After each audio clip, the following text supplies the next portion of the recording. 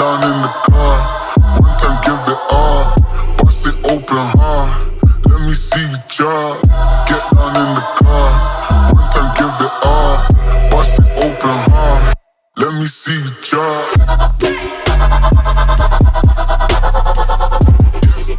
Hey, we hustle, but the Oh my.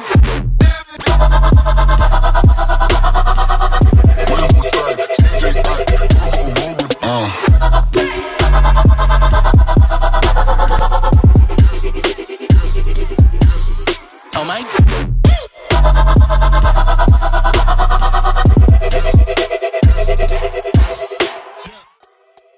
Hey everybody, welcome to Princeton, New Jersey with the Princeton First Aid and Rescue Squad Chief of Department, Matt Stiff. Chief, how are you? Good, how are you? This is fun. This is not our first dealings together. We've had a lot of fun working on some other projects, and it all stems around Heavy Rescue 168, an incredible build that you guys brought online back in 2023. But Chief, before we get into the truck, give me a little background about the Princeton First Aid and Rescue Squad. All right, so the Princeton First Aid and Rescue Squad, we're a hybrid department, so we're paid and volunteers, and what we really strive to show to the public is that you don't see a difference between the two. Yes. So we integrate our paid staff, our volunteers. On the street, you can't tell the difference. We work seamlessly together. That's how we've always functioned. We were one of the first paid departments in the state. We've been doing paid EMS since the 80s. We've done this a long time, and that's always been our goal, is to keep that volunteer spirit around and to make sure that it's integrated so that nobody can really tell. We're the primary EMS agency of the town. We're not directly associated with the municipality. We're an independent organization. You know, we're a nonprofit.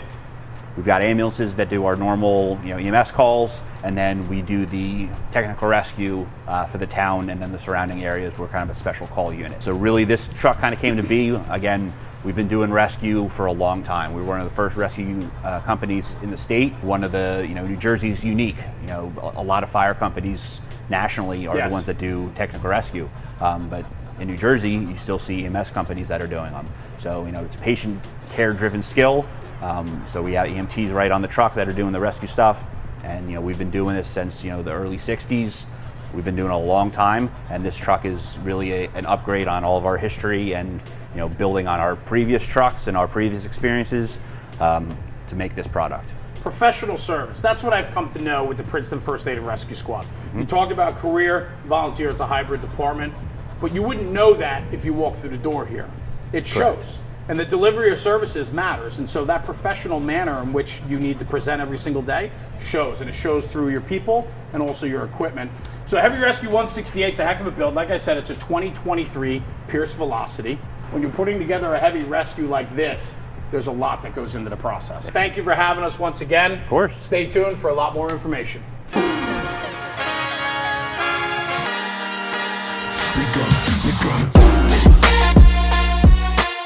All right, Chief, here we are at the front bumper of Heavy Rescue 168, responsible for all the technical rescue, but the bread and butter, extrication. Yep. Talk to me about what you did here at the front bumper. So the front bumper is really our go-to tools. So if we're pulling right up onto an accident, we've got everything that we need to start our extrication right here in the bumper here. So we've got a set of cutters, spreaders, battery-powered glass cutters. What's unique about this is all of our tools on this truck are battery-powered.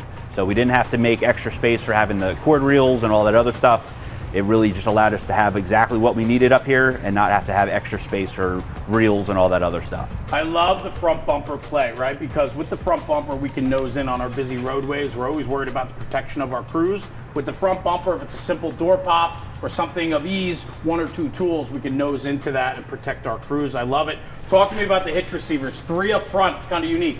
Yep, so again, if we only have access to just nose up to an incident, we have to be able to have all the access in one spot. So if we have to have our main line, our safety line, maybe a change of direction, we have all separate anchors so we can kind of spread things out so it's not all coming in one point.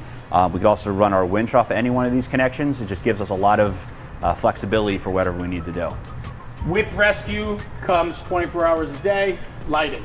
Nighttime, we need to light up our space and make sure our people are safe under the protection of light. Talk to me about the front. So the front is really kind of the highlight of our lighting package here. So we've got 2 light towers that can obviously do stuff in any direction. Yes. We've got lights off the body, but off the nose, you kind of have limits. So a lot of the times you just put one of those, body mounts that's on a pedestal. Light. Right. So this option gives you a full brow light that just gives you a tremendous amount of light. Runs off the 12-volt system. You don't have to have any generators on. You can flip it on when you're driving. So if you're doing a search or something while you're moving, you turn this thing on, you have daylight on the front of your truck. So again, one of the most useful areas of our truck is right out in front. Yes. Now we've got lighting there as well. I love it. And a lot of thinking went into this, and I can't wait to see it as we start to walk around the truck. So, Chief, thank you. Let's get to it.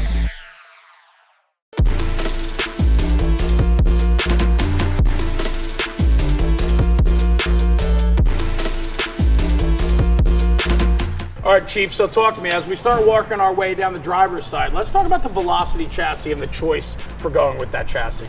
So we have two major concerns that we had when we went with this chassis. Is one, we were going from a smaller chassis that we were very cocooned in that driver's seat. We had the whole engine block up in your face, didn't have good sight lines. So we wanted to get up and away from the engine, and then also the width of the truck. The Velocity allowed us to go to the full 100 inches of width, gave us a lot more space in the cab, a lot more roomy, and you had a lot more area in the back to move your stuff around, but also made the entire truck just that much bigger, where every couple inches makes a huge difference for compartment space. Well, when you're talking about being a heavy rescue company, there's a lot of different disciplines, and when you're turning out every single day, you know, until that run comes in, you don't know which way you're going, right? And so to have your water rescue gear, you might be on the road, have to get dressed, you're carrying a lot of equipment within. It just makes sense to go with the larger chassis. Absolutely. Sure. And a lot of the stuff you get dispatched for one thing, could be a vehicle rescue, and when you get there you find out that vehicle's in the water.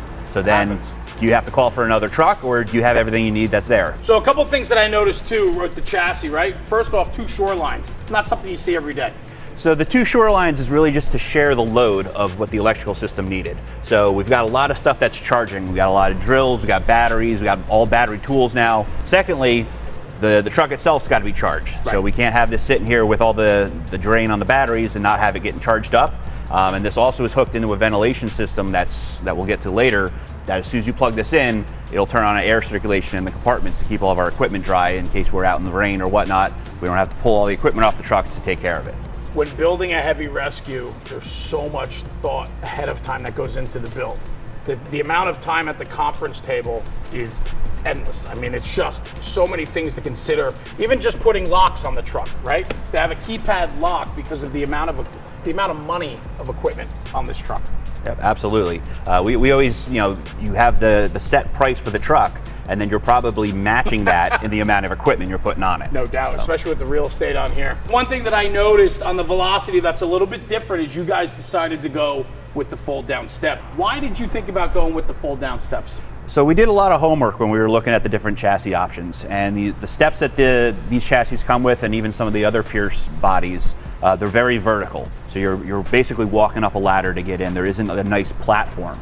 And when we started looking at this fold out, being able to kind of go more of a horizontal into the truck, it's a lot safer. You have a lot more area for your feet to land, and if you're wearing like a dry suit or you've got your pack on and all that other stuff, it makes entry into the cab and exit from the cab a lot safer. Not only that, the auxiliary handle, so we have another handle across the window frame there that's easier to grab on, especially in putting the grab handle here too. It makes for entry and exit much easier. Yep. Awesome. All right, Matt, so inside the chassis now, I love the space and the Velocity that we talked about, right? But then we have compartmentation throughout, but what I love about the feature of your box is that it's a 2/3, 1/3. So we're in the 1/3 compartment right now, which is a passenger compartment with extra storage. Talk to me about how this came about and why you needed it.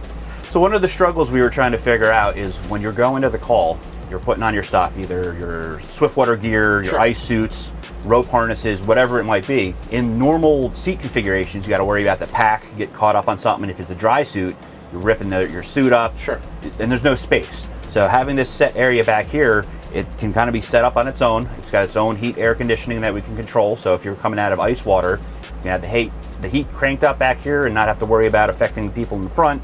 You have a nice space you can get changed into, just a nice climate controlled, closed off area that you can get your gear on, get ready to go, and then when you pull up on scene, you're ready. When you operate in a heavy rescue company, you're working in so many very different conditions. Absolutely. And so heat, cold, this is a great place where we can have our people rehab, take a seat, grab a glass of water, and condition themselves back to warmth or to cool down. Absolutely. Smart. Yep. Very smart. I love the storage in here too. There's plenty of storage, and everything I would assume then at your fingertips here are things that you would be putting on en route. It is, and it's set up so that when you're sitting in a spot like where you're at, you can grab your suit and you can access, you have enough space to put the gear on without having to get out of the seat, which again, for safety, we don't want people having to stand up and move around while the truck's out and moving. Yeah, and then the other thing I love about it too is because it's right off the main passenger portion of the chassis, communication. Right, so whether it's a driver and everybody else is back here getting ready, or a driver officer and a crew back here getting ready, there's constant communication. You're listening to the radios, you know what's going on, especially how critical information is while responding in on a technical rescue. Yeah, we had the conversation with our sales team when we were going through this of how we could set this up, well, with the wall there, do we do a PA system and speakers or cameras? And, the idea came, well, we can just, make a divide and split the cab so that it was back here, and that was just like, all right, problem solved. Now we can communicate, we don't need extra technology, and we're all in the same spot. Yeah, I love it. Face to face, voice to voice. I mean, it's just a lot easier than relying on technology to convey a message. Absolutely. I love it. Cool. Why don't we hop out and we'll start working our way down the side.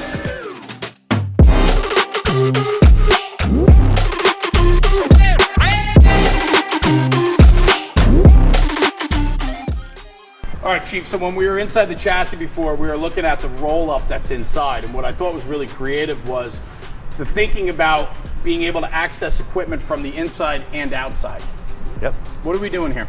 So this is what we kind of consider our EMS compartment. So it's got our jump bag, AED, cold water, immersion stuff. We can access it from the inside, but also if we're already on the scene and we need to pull something to take it out, we're not having to go back into the cab, pull it out from the inside. We have two different access points. And the first compartment in the body now, stabilization. So a bunch of different things that we did here. So this, is the commonly overlooked thing. So we refer to this truck as a giant toolbox. Right. And inside the giant toolbox is a giant toolbox. So in the past truck, something we really wanted to do better in this one, we had your everyday, carry toolbox around.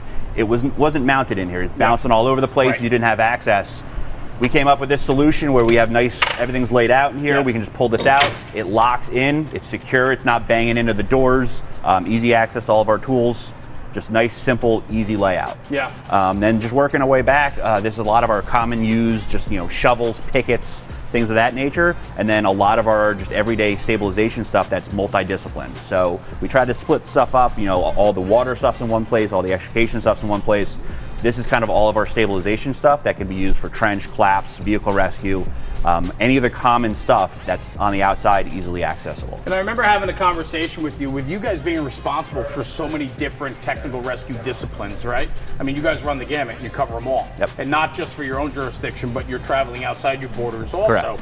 You guys used to run multiple pieces of equipment. Yes. But the size and ability of this rescue truck now has allowed you to put everything on one frame. Absolutely, yeah. We used to have a 20-foot trailer that we'd have to get a truck and then another operator that can drive that trailer to get that stuff to the scene. Now we basically took our old rescue, the trailer, gave it to Pierce and said, hey, put these together so that we only need one crew, not two, and this is what we came up with. Like we were talking about before, just sitting around the table and thinking, all right, when we get to this call, where's the equipment that we need and what makes sense to access it? Does it make sense to have this piece of equipment in the walkthrough on the outside? And each piece of equipment and each discipline, we looked at where does this go on the truck and what makes the most sense when we respond. Our last truck, we ran out of space, and you start just piling stuff on top and piling stuff on top. And how it was originally designed, you had no room to grow. So we designed this knowing there's a ton more stuff on our wish list that we want to get. Yes. We need to have space for it so it's not just jumbled together. So when we met with our fabricators and did stuff, we said, hey, you have all this space, but we've got future plans for this. Try to make sure it's all condensed, and this is what they came up with. All right, Chief, midship of the rescue. What are we doing? So these compartments here, this is kind of our accessories for all of our Paratech stuff. So we got all of our different ends. We actually had these buckets custom made by Fire and Safety. They made these for us. A lot of the stuff we had to do was kind of divide them up, and we didn't want it to get too heavy. So we have these heavier plastic bins. Sure. They get real heavy, carrying a lot of equipment. Quick. Yeah, right. So this is set up really custom to the Paratech fittings. They got little dividers in them exactly where we needed them. Tucker just makes a really great product and sure does. Got us on the road the way we needed it. On our other shelves, we got our man and machine bag and some of our patient packaging stuff. And then again, we've got a whole shelf up here for expansion for additional equipment. You guys are responsible for high, low, every type of angle rescue you could imagine, right? So talk to me a little bit about setting up the truck for success in that way. So the way this was set up, so we have a monopod system that will hit the side anchor here. And this can also not only work for our monopod, is our portable winch can hook up here. We've got the power source right here. So if we got to work off the side of the truck, we've got access to it. You know, the one thing I did notice, and we'll see it as we continue to walk around the truck, it's you've allowed yourself to have plenty of options. There's plenty of receivers, hitch receiver places, plenty of spots for power. Anything that you need, you can literally work off this truck 360 degrees. Yeah, I mean, access can really be an issue sometimes on tech rescues. Yes. You might only have an option to nose into something. So we need to make sure that we have as many receptacles in any direction as possible. Maybe we only can work off the side of the truck. So we have to make sure that we're flexible enough to adapt our rescue wherever it may be. Yeah, and especially too, a lot of times in tight places, you're not repositioning once you're committed. And then to have your guy lines up on the top, we kind of found this out by mistake, is when you're trying to do the anchor on the near side, it's really awkward having to lean over the truck to hook up your system. So the way these are set up is to actually connect across the truck. So you're sitting on the safety of the truck, manning the rope systems there, and not having to lean over to do them. Cool, let's get to the back. All right, Chief, last compartment on the driver's side, a little bit different than the other compartments. Everything was a roll down. This one is a roll down, but it also has the bottom fold down. So this gives us some options. So a lot of what you're doing here is your waiting. So this has got our air cascade. Firefighters are in doing their thing. Once the truck's set up, the light towers are up, you're waiting. So this gives you a nice place to sit. It does. It's nice and simple, so you're not just standing there. We used to have those little like fold out collapsible chairs that break after 30 seconds. Yep. This is a much more permanent solution. Another thing this gives us, if we have to get up here for some equipment or something like that, it gives you a step. So you have a high access point, you can get up here, do service on this, get to your power, just gives you another option. Yeah, and to follow up on the last little segment there, when we were midship, another receiver back here. Yep, so this was actually quite the engineering project here, because with this fold down, they had to retract it far enough back so we can have it fold down. So we actually have an extension that will go in here, so it's not sticking way low and obstructing our ground access.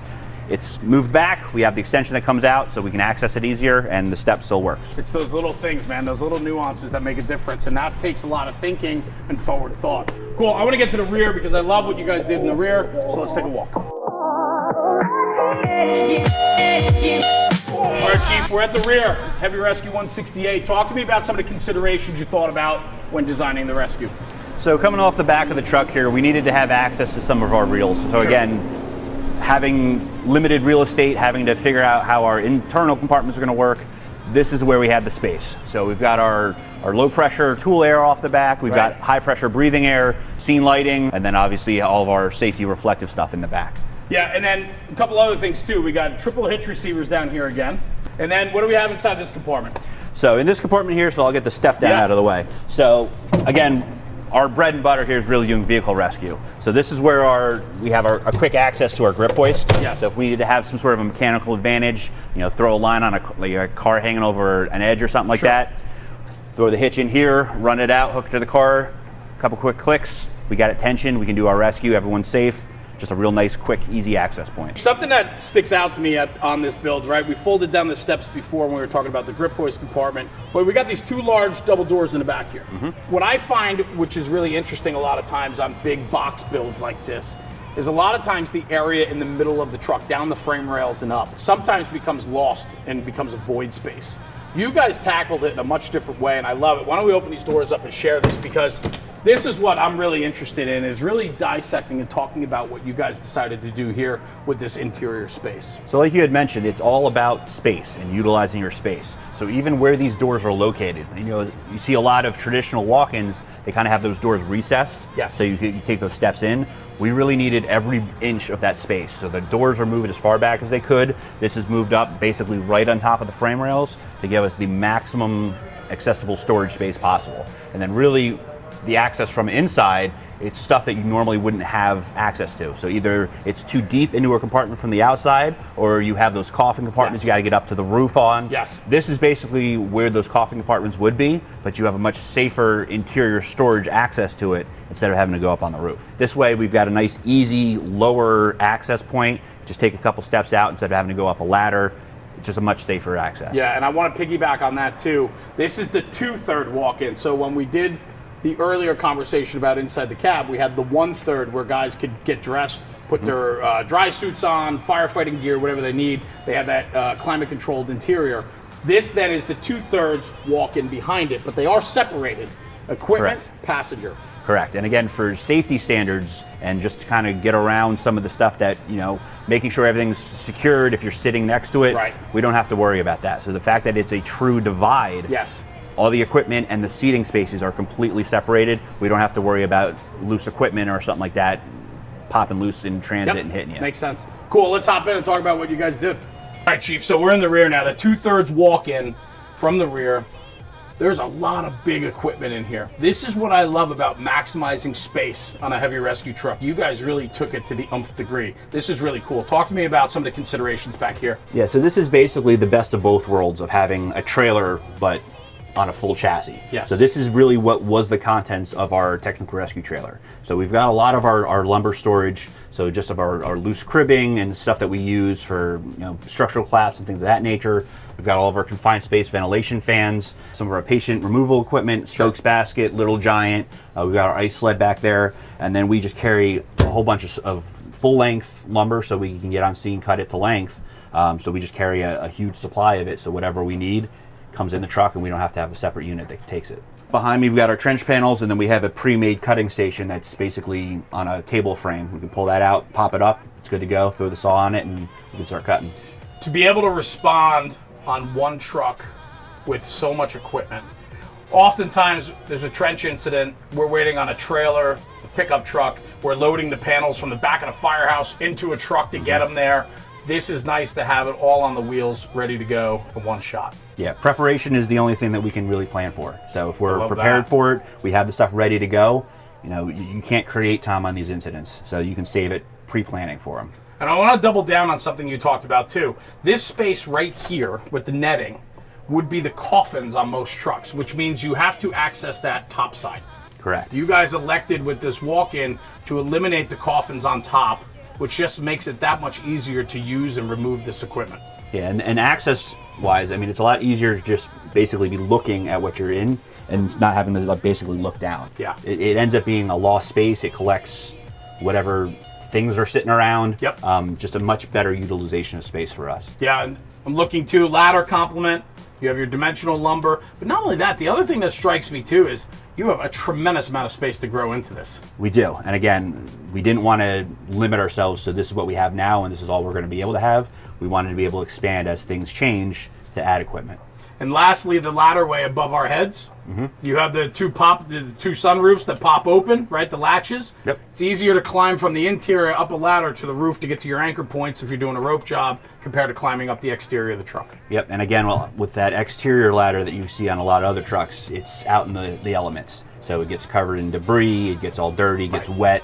This is in here, it's dry, you're in a dry area. The only moisture you're going to end up getting is when you open this to go out there. Again, safety, you're not dealing with a wet ladder climbing. I love it. All right, Chief, so we climbed up the ladder from inside, came through the scuttle, we're on the roof. Talk to me about what you guys did up top.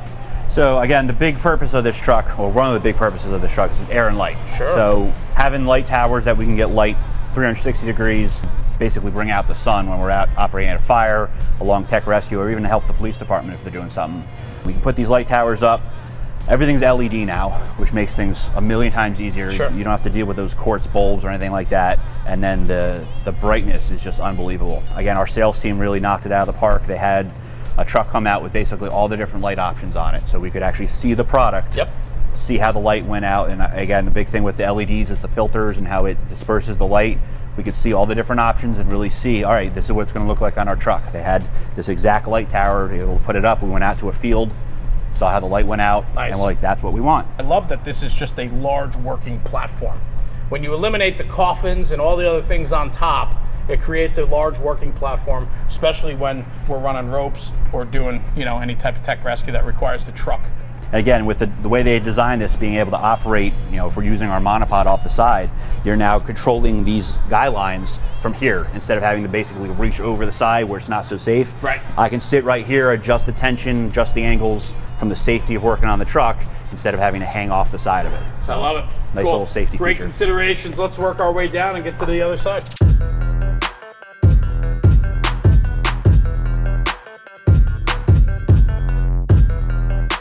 All right, Chief, as we made our way around the back, we're coming up the officer side now. This is where it really starts to hit me about what you were talking about before, about putting your equipment together in the discipline that they're used for. Talk to me about this rear compartment.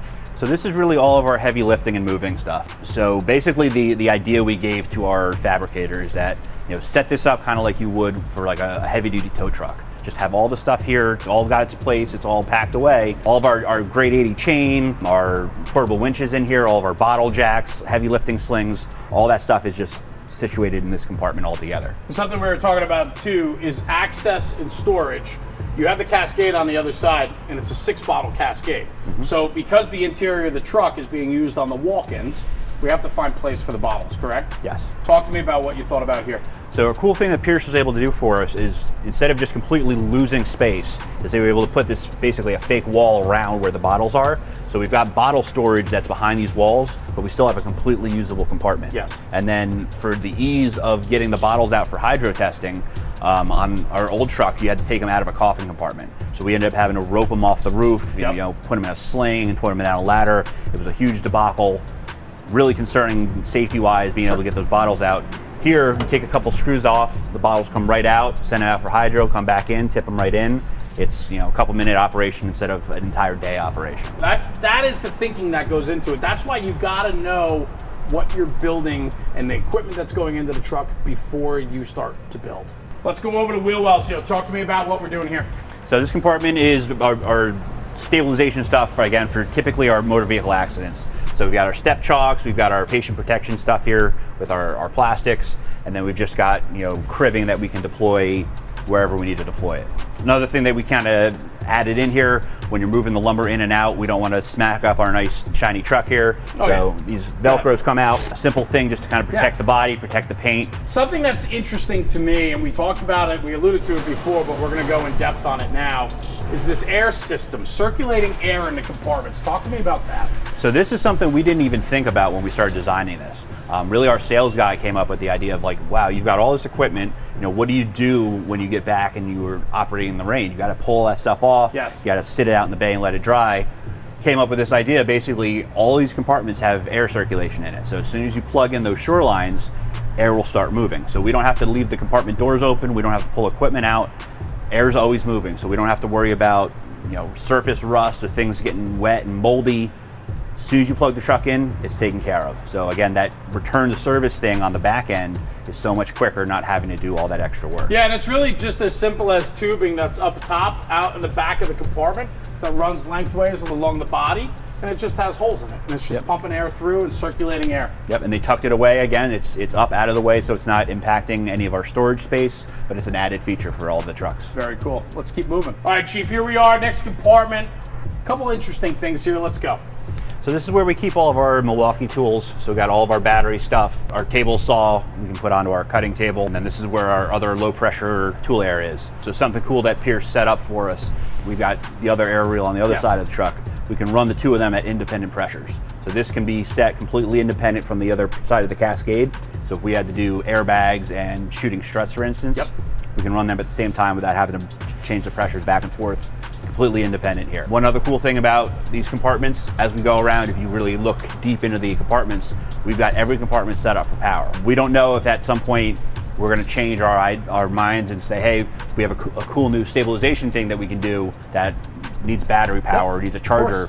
We can add in a charger without having to do a whole new electrical run and make a big project much easier to add on in the future. Building for the future makes a lot of sense. The airlines here, I love that. It segues right into our next compartment. Obviously air, we got our Junkyard Dog struts, and then obviously our Homatro battery powered. So this has got all of our heavy lifting, high pressure airbags, the controllers, again, trying to keep all of the equipment here in one place. So if I had to do airbags, I get my bag here, I get my controllers here, my air's right here. Yes. I don't have to go all around the truck to get all the stuff. It's all right here. Extrication, I've got my struts that do most of our normal vehicle extrication. Yeah, these are great, super versatile. Very quick, everything's in the bag, again, all packed together. And then we've got our secondary set of tools to complement the ones in the bumper. Pull them off, we're ready to go. Again, everything's battery powered, all the chargers are here. Nice and quick. Something really cool that I just noticed as we were walking around before we started recording, you guys have the scene lighting for the entire truck right here with 4 different toggles. Yep. I love that. Yeah, one of the options that Pierce gives us with the multiplexing, with basically you can put a switch anywhere. Yes. So we've got a remote mount for our generator PTO. So if you're in the back of the truck, say if it was a daytime call, now I need to turn the generator on, put the light towers up, I don't have to go back to the cab, just flip a button. Same thing here. You get out to do your extrication, oh, forgot to turn the scene lights on, I don't have to go all the way back to the cab, flip them here, turns everything on remotely. This is something that I'm not overly familiar with, but ropes. Talk to me about your rope setup. So this has got all of our ropes and our confined space stuff. Again, the idea with having our heavy stuff down on the bottom, easier access, we're not lifting from up here. Our lesser used stuff is up top, our more commonly used stuff is down here. All of our pre-rig bags, and again, having this step here so I can get up to the top of the compartment. Love it. Get to our electric cord reel if we need to. Everything's just set and ready to go. It's really well laid out. A lot of great thinking that went into it, and you know you need to get up high in this compartment, so to be able to put that fold down as the step, great play. And then here we are back up to the chassis now. The beautiful thing about the Velocity chassis that you guys chose to go with was the amount of space it provided. So talk to me what we're doing here. So to kind of mirror the other side of the truck, that's our kind of our EMS first do stuff, all of our quick grab stuff. This is the fire side Yes. of that. So we've got all of our irons, our hooks, nicely mounted up on the door here, making the most of our space that we have. And then again, we've got a space up here if we need to expand, put more equipment in. We've got room to grow again, like we've been talking about with the whole truck. Yeah, fantastic. What a great tour. I want to work our way up to the officer's door, and we're going to wrap.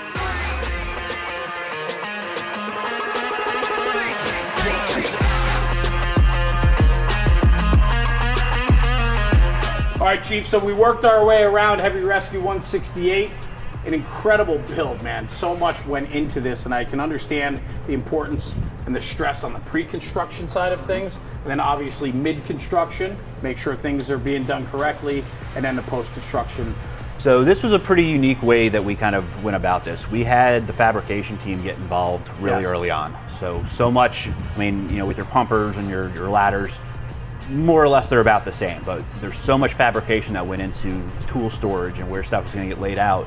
As soon as we basically had the rough idea of what the truck was going to look like, we had fabrication come in with the sales team, and from the very beginning start planning out, all right, what's going to be in this compartment, what kind of considerations do we have? Yes. What could this turn into? So even the ideas of what kind of power access we're going to have, what kind of mounting things, what stuff that they thought would be a better idea to come from the factory versus what they had to fabricate. Just knowing the ins and outs of what that Pierce specific build is and how the stuff comes from the factory, obviously that's a wealth of information that we would never know on our own.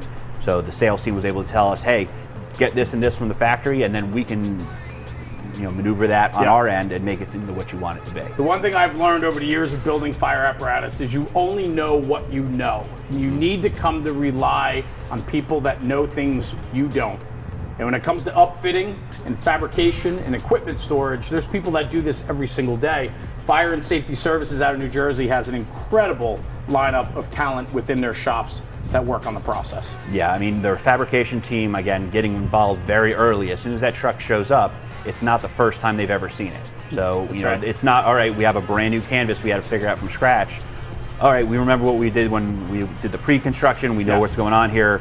They got right to work on it as soon as that truck got there. And again, Tucker and his team was just phenomenal, just knowing exactly what we were going for and being able to throw it together. And having a salesperson that is trustworthy and a part of the process, how important was that for you? That was huge. And again, there's a lot of stuff on the back end. There's so many different options they have for rollouts, for the trays and all that Sure. different stuff.